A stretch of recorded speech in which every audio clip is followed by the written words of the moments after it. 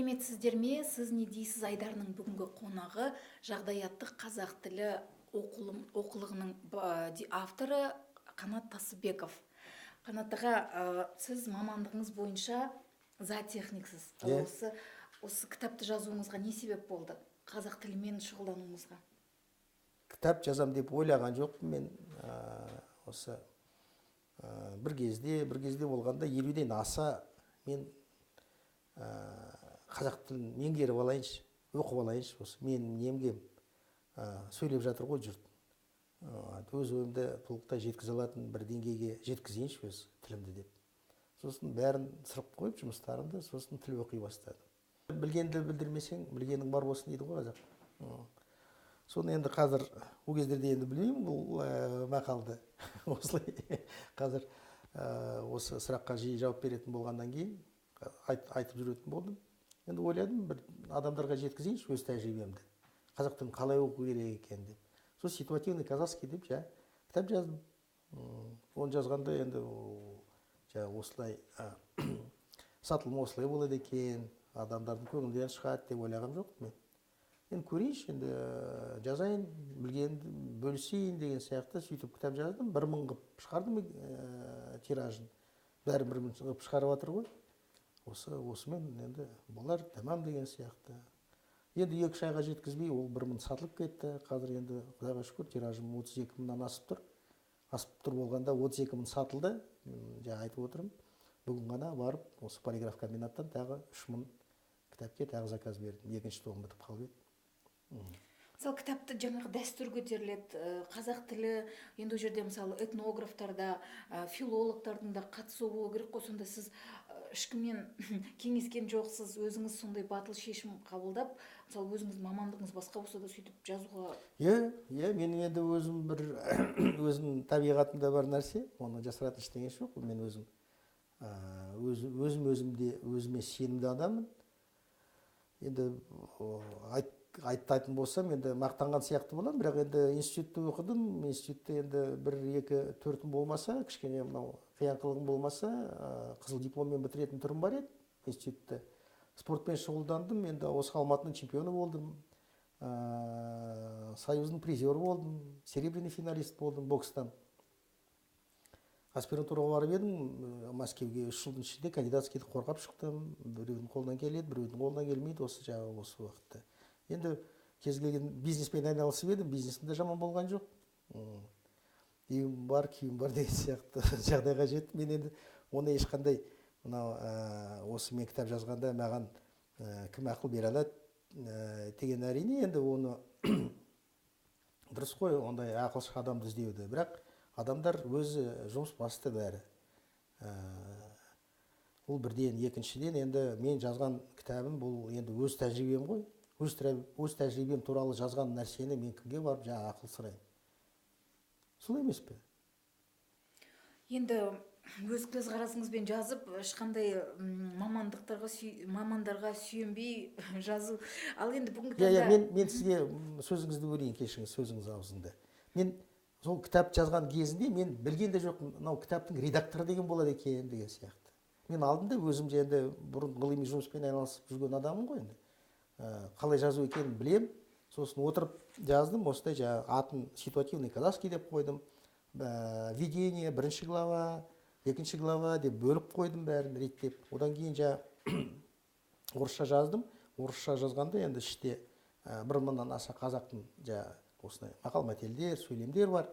Соларды кіргізіп жаздым. Бірақ енді сосын бардым да орыс тілінің корректоріне бердім. Өйткені енді қателер кетіп қалады ғой.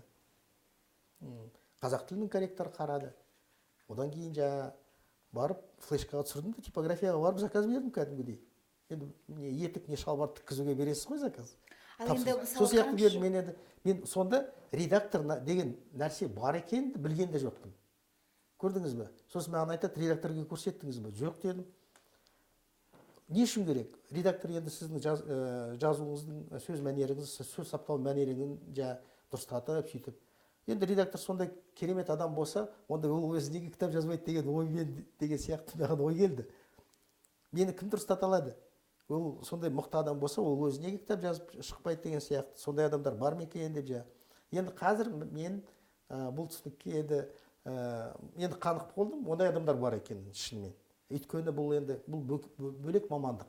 Жазу ол бір, біреудің жазуын дұрыстату ол екі. Сондай бір адамдар бар. Біреудің жазғанын дұрыстатып жазып бере алады, редакциялап бере алады, бірақ өздері ойынан шығарып бір нәрсе шығара алмайды, жаза алмайды. Ондай да болады екен. Сондықтан мен ауызқой адамын. Осындай енді өзіме сеніп, енді ешкімге. Одан кейін енді болды, «Дат» деген газетке жарнама бере бастадым мен. Енді өзім бұрын бизнеспен айналысып жүрген адам, қандай нәрсе болсын, кітап болсын, енді сатылу керек қой. Оқырмандардың қолына жету керек. Оны жеткізу үшін жарнама жасау керек. Мен «Дат» деген газетте Ермұрат Папи деген кісіге барып танысып бердім. Енді ол оппозиционерлық бағыты бар газет, бірақ мен енді ешқандай саясатқа менің ешқандай шаруам жоқ. Бірақ мен білдім, енді бұл газетті бұл көп оқылады, ал енді жарнамасы онаша қымбат емес. Қалған енді «Караван» дейсіз бе, басқа бір «Время», «Аргументы и факты» тіпті өте жоғары бағалары. Енді «Датта» бағасы өте жақсы болды, сол жарнама бере бастадым. Енді менің жарнамам шығады бір бетте Геральд Каллычтың белгілері «Плетение чепухи» шығады. Номерден номерге. Сосын 2-3 рет болғаннан кейін сосын ойладым, мынау ұят болды ғой, мынау аға бәрібір бір күні көреді ғой. «Ситуативный казахский» деген кітап жазған екен, сол жарнама жасап жатыр екен, мынау бала кім екен деп Сосын кітабымды құшақтап, Геральд Каллычпен танысып, телефон арқылы тауып бардым, сәлем беріп шығайын деп. Сосын айттым, аға, міне осындай сіздің көзіңіз түсіп қалған шығар, газетте осылай мен жарнамам шығып жатыр, менің атым Қанат, осындай мен кітап жазып едім деп кітапты табыстадым. Сосын ол кісі маған айтты, мен саған пікір жазам, бірақ та сен мені асықтырма деді ғой. Мен сонда білдім, ол маған пікір сұрауға келді деп ойлады. Мен жай сәлем беріп шығайын деп бардым ол кісіге. Бірақ енді ол сөйтіп түсінді, мен оған енді жоқ олай емес, мен жай пікіріңіз керегі жоқ деп айтқам жоқ, үндемей қалдым. Сосын 1-2 айдың ішінде маған жақсылап пікір жазды. Сол енді бірінші, осы сіз айтып отырсыз ғой, мамандар қарады ма, пікір жазылды ма. Бірінші пікір осындай Геральд Каллычтың пікірі болды. Одан енді көп адамдар қолдап, Мұрат Әбенов әлеуметтік желілерде жаза бастады, осындай. Ең бірінші жазған негізінде сол кісі. Маған өте демеу болды оның пікірі. Өйткені Мұрат Әбенов орысша да, қазақша да бірдей. Мен енді қазақ тілдерге бұл оның пайдасы оңаша емес, қазақ тілдер оны елемейді ғой деп ойлаған бұл кітапты. Сосын Мұраттан сұрағанда ол айтты, жоқ, сенің кітабыңда қазақ тілді жақсы білетіндерге де әжептәуір бір нәрселер, оқитындай пайдалы нәрселер көп деп сөйледі. Сосын енді өзіңіз білесіз, енді көп адамдар қолдап, көп адамдардың көңілінен шықты. Енді ары қарай мақтана беретін болса, маған тіл жанашыры деген медаль берді. Одан кейін осы өткен жылы Халық ассамблеясының бірлік деген алтын медалін табыстады маған. Сондықтан елемей қалды деп айта алмаймын, жақсы еленіп жатыр, Құдайға шүкір. Сал енді сіз айтып отырсыз, кітап қолдаушылары көп, алушылар да көп деп. Енді өзіңіз де біліп тұрған шығарсыз, мен айтып тұрған жоқпын, енді өзі цифрлар бар ғой, сатылу жағынан. Көп жағдайда, мысалы, бұл кітапты кім алады деп айтуға болады? Менің кітаптың алушылары орта жастағы адамдар. Енді жастар да алып жатыр, Құдайға шүкір, жастар да алады. Жастардың әлеуметтік желілердің жазғандарынан да кейбір кезде байқаймын, кітапты біледі екен. Бірақ та енді негізінде осы орта жастағы адамдар, орта буын өзім сияқты. Орыс тілдер, әжептәуір енді белгілі бір деңгейі бар адамдар, оқулық деңгейі бар адамдар, жоғары білімді деген сияқты. Сол енді мен өзім мен өзім қатарлас адамдар, мені жақсы түсінетін адамдар енді орыс тілді қазақтарға деп арнаған кітапты, бірақ та енді қазір басқа ұлт өкілдері де өте жақсы алады, өте жақсы қабылдайды кітапты деп айтуға болады. Бұл ненің белгісі деп ойлайсыз? Бұл енді бұл сол мен сондай керемет жазушы екенім де белгісі емес. Мен дейтіп жауап бере алмаймын. Бұл қазақ тіліне деген адамдардың қызығушылығы барын белгісі. Адамдардың ынтасы бар екен. Адамдар негізінде біз енді айтамыз осы қазақ тілінің осындай мүшкіл жағдай туралы көп айтамыз. Әрине, бірақ адамдар оқығысы келеді, білгісі келеді. Біз өзіміз соларды үйрете алмай жүрміз. Дұрыстап. Ал бүгінгі таңда қазақ тілі ширек ғасыр болса да мемлекеттік деңгейде деп айта аласыз ба? Мемлекеттік деңгейге сәйкес келеді деп айта аласыз ба? Жоқ, әрине. Себебі неде деп ойлайсыз? Ой, бұл енді ұзақ әңгіме ғой. Ұзақ әңгіме. Мен енді оны саяси тұрғыдан талқылауға болады, сын айтуға болады. Мен өзім енді өз тәжірибемнен мен айта алам, әр қазақ өзін дұрыстап өзіне есеп беру керек деп ойлаймын. Намыс деген болу керек. Қалған бәрі ол тіл қажеттілігі болмаса, осындай қағаз алмасу бәрін қазақшаға көштірмесе деген сияқты. Енді оны саясаткерлер, политологтар бар ғой, оны айта берсін. Мен енді ол жағына кіріспеймін. Мен тек қана өзім білгенімді өзім енді сен қазақ тілін білмесең қазақ бола алмайсың деген сияқты адам өзіне әр қазақ өзі есеп беру керек. Неге қазақ деп тұрмын мен? Өйткені енді қазақтар сөйлеп кетпей, қазақ тілі деген бұл салтанат құрмайды Қазақстанда. Басқа ұлт өкілдері айтып көріңізші біреуге, сен қазақша сөйлемейсің, бұл мемлекеттік тіл. Сендер өздерің сөйлемейсіңдер деп жауап бермей ме? Ауыздарын сөйтіп жауап қояды ғой. Біз өзіміз қазақ болып тұрып, өзіміз қазақша сөйлемесек, біз керек қылмасақ, қалғандарына не керек ол? Сондықтан әр қазақ өзі ойлансын. Мынау біздің өзіміздің ана тіліміз екен, енді мынау кішкене жоғары көтеріңкі сөздер болып кете ме деп қорқып отырмын. Бірақ енді адам өзіне есеп беру керек. Біздің қазақтың өзі мәдениеті бәрі тілде. Өнер алды қызғын тіл дейді ғой. Біздің енді аталарымыз көшпенді болған, қала салған жоқ, библиотекаларды тасыған жоқ, тегі артып жүздеген томдарды. Бәрі ауызда болған, ауыз екі тілде. Сондықтан біздің мәдениетіміз бәрі тілде. Сондықтан әр қазақ өзіміз бәріміз қазақша сөйлеп кетейік. Тұрмыста болсын, басында тұрмыстан бастау керек. Бәрі өз ретімен болатын нәрсе ғой бәрі. Алдымен қазақтар сөйлесін, тұрмыста сөйлесейік. Одан кейін басқа салаларға, қазір енді мынау ауыл шаруашылық саласында, өнер саласында, телевизия саласында жақсы дамып келе жатыр ғой тіл. Одан кейін мынау технологияларға да енеді деген сияқты. Солай ғой. Сосын тіл орта қалыптасып қалады Қазақстанда. Тіл орта қалыптасып қалғаннан кейін қалған қазақ емес адамдар, олар да енді сол ортада болғаннан кейін сөйлеп кетпей ме? Бәрі республикаларда бұрында сондай болған. Кеңес кезінде мынау латыш, Литва, Латвияда, Эстонияда болсын, орыстар, мен өзім барып көрдім ғой жарысқа. Вильнюстағы бір орыстың баласы маған келіп айтады. Маған жанкүйер болып келе береді. Мен өзім Шевченко қаласында тұрғам. Сосын сізді көріп осылай ұнатып отырмын деп мектепте оқиды. Сосын сен кімсің десем, я русский деп айтады. Какой ты русский? Ты по-русски хуже меня говоришь деп. Нет, мы дома больше по-литовски говорим деп сөйлейді, өзі акцентпен сөйлейді. Көрдіңіз бе?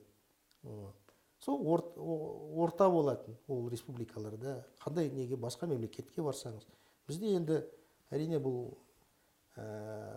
саяси тұрғыдан мүмкін айтуға болмайды шығар бұл нәрсені. Бірақ бізде тіл орта жоқ, әлі де жоқ.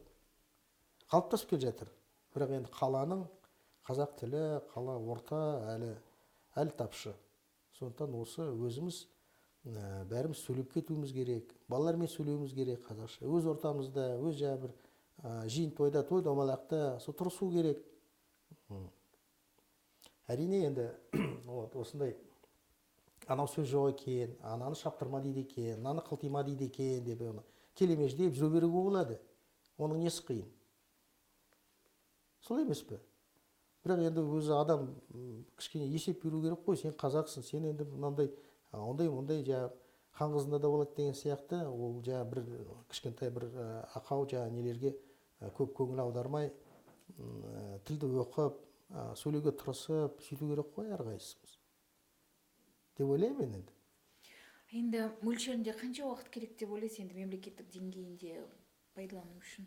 Жоқ, мен оны айта алмаймын, ондай. Мөлшерінде? Жоқ, мөлшерінде. Мен айта алмаймын оны енді. Оны қалай? Мынау 25 жыл өтті, 25 жылдың ішінде ауыз толтырып айтатындай жетістікке тауып қопарған жоқпыз 25 жылдың ішінде. Мектепке барып, бірінші сыныптан бастап бітіріп кеткен 2 буын шықты. Не көріп отырмыз біз? Сондықтан енді мен ешқандай болжам жасай алмаймын. Бірақ та енді менің айтарым, бұл жерден енді бәрі бұл қалай айтсам екен, негізінде бұл үкіметтің тұрғысы, көзқарасы түсініксіз маған. Қазақ тілі бізге керек пе, керек жоқ па? Енді қазақ тілі ағылшын тілімен, орыс тілімен бірдей керек болатын болса, ол бір. Ал енді менше бұл үш тілдікті айтып отырмын. Олай болатын болса, онда нелерді, көп пәндердің физика, химия нелерді біз ағылшын тілінде ғана беретін болсақ, онда қазақ тілі, ғылым тілі бола алмайды деген сөз бе? Мен сөйтіп енді мен түсінбеймін осындай нәрселерді. Сондықтан бір жазылған бәріміз енді бір мақсатымыз не? Біз қазақ тіліне бәріміз енді шынымен жетуіміз керек пе? Бәріміз қазақша сөйлеп кетуіміз керек пе? Бұл үкіметке керек пе, керек жоқ па? Бұл үкімет жағынан әлі нақты осылай бәрімізге түсінікті болып жеткізілген жоқ. Бүгін былай, ертең былай. Сондықтан қарапайым адамдар да оқырады. Бұл қалай екен, мүмкін керек па, мүмкін керек жоқ па? Орысты баланы қай орыс мектепке берем бе, қазақ мектепке берем бе дегенде осындай нәрселер туындап қалады. Сондықтан біріншіден мен ойлаймын, осы үкімет тарапынан бір екі сөйлемейтіндей, екі ойлы болмайтындай бір тұрғы болу керек. Қазақ тілі деген біз қазақша сөйлейміз, қазақ тілі мемлекеттік тілі болады. Осындай ол бар енді, жазылғаны бар, сөзде бар да істе жоқ нәрсе. Солай ойлаймын. Сосын ол бірінші нәрсе енді мынау үкімет тарапынан дегенде, екінші енді адамдардың өздерінің бір санасында намыс ояну керек деген сияқты сондай нәрселер бар болу керек деп ойлаймын. Сол қазақ тілін насихаттап, енді белгілі бір қоғамды кішкене оятуға тырысып жүрсіз ғой. Осы жұмыс барысында шаршайтын, жалығатын кездеріңіз бола ма? Жоқ, енді ондай бүйтіп түнеліп қалғаным болған жоқ. Әрине, мен енді қазір мынау енді әлеуметтік желілерде көп жазам, өзіңіз білесіз. Facebook дегенде мен енді сол екі жаққа да ит болып жүрмін. Екі жақ деген мынау біздің әбден орыстанып кеткен бір бауырларымыз бар емес пе? Олар енді қазақ тілін жамандап жазатыны, қазақ мәдениеті туралы осындай нәрселерге мен оларға қарсы шығамын. Сосын біздің қазақ тілділер бар, енді оларды қазір оқитын болдым, оларға да пікір жазып нете аламын. Олар енді осындай тіпті әсіре ұлтшыл бір пікірлер болса, оларға да қарсы шығамын. Сондықтан екі жаққа да ит болып жүрмін енді, былайша айтқанда, ортаң бір неде тұрғыда тұрмын. Бірақ енді мен өзімді жақсы сезінемін, өйткені мен өзім енді менің бұл біреуге жағымпаздану не бір пайда табам деп істеп жүрген нәрсе емес. Өзімнің менің ішкі дүниемнің менің өзім ойларым осындай екен сондықтан мен ешқандай түнілмеймін. Енді кейбір кезде адамдарға шынды жабу қиын ғой. Бір кезде айтады, мынау неге 50-ге келіп қазақша үйренді екен. Жоқ, олай емес. Бұл жасырып жүр. Бұл енді өзі өтірік айтып жүр. Бұрын сөйлеген, сосын өтірік сөйлемеген болып, жарайды солай болсын. Сосын біреулер айтады, бұл енді өзін көрсету үшін, өзін атын шығару үшін қазақ тілін оқыды деген сияқты. Біреулер айтады, сіз нешеге қазақ тілін оқи бастадыңыз? 50-ге оқыдым дейді. Мен бір доктордан сұраған мен осы сұрақты. Неге 50-ге оқи бастадыңыз? Не түрткі болды? Намыстандым дедім. 50-ге дейін намысыңыз болған жоқ па деп. Сосын не деп жауап бере аламын ондай адамдарға? Оқысаң да жамансың, оқымасаң да жамансың деген сияқты. Сондықтан енді мен өзімді қалай айтсам екен, маған бір орыс журналист айтқан, бұл сіздің миссияңыз деген. Енді бұл кішкене көтеріңкі сөз болса да, мен қолдаймын. Мен өзім сөйтіп сезінем, осы жолдан таймаймын мен. Осы маған ұнайды. Әлде менің алдында тұрған мақсатым, мен сөйлегім келеді, жазғым келеді, әдемі сөйлегім келеді. Адамдардың ойларына, олардың көңілдерінен шығатындай бір, енді қазақ тілі өте бай ғой. Оны сөйлеу ол бір бөлек, ал енді әдемі майын тамызып сөйлеу ол басқа. Сондықтан жерден енді бұны шеберлікке шек жоқ деген сияқты үйрену керек. Үйрен де жирен дейді ғой, үйрену керек. Маған өте ұнайды осы өз тілімізді оқу. Бұл енді сен қанша тіл білсең, соншама рет сен адамсың деп айтады ғой. Сондықтан енді мынау қазақ тілді оқу деген маған бас кезінде мынау бірінші, екінші, үшінші жылдары оқып жатқанда өте бір ғажайып біздің қазақи әлем, қазақи дүние маған ашыла бастады. Білесіз бе, Гүлмира, енді сондай бір жақсы адам жақсы өз сезінеді екен, өзіне жақсы бір өзіне бір жаңадан бір әлем ашып жатқандай боласыз да. Бірақ енді мынау француз тілі не болмаса, француз тілін білемін енді, жапон тілін не басқа бір Жапонның әлемін ашып жатқан жоқпыз. Өз ата-бабаларым, өз халқымның әлемін ашып отырмын өзіме. Бауырластарымды соған шақырам, оқыңыздар, тіл оқыңыздар. Өздерінің ата-бабаларының әлемдерін ашыңдар өздеріңе. Рахмет Қанат аға, еңбегіңіздің жемісін көріңіз. Рахмет сізге.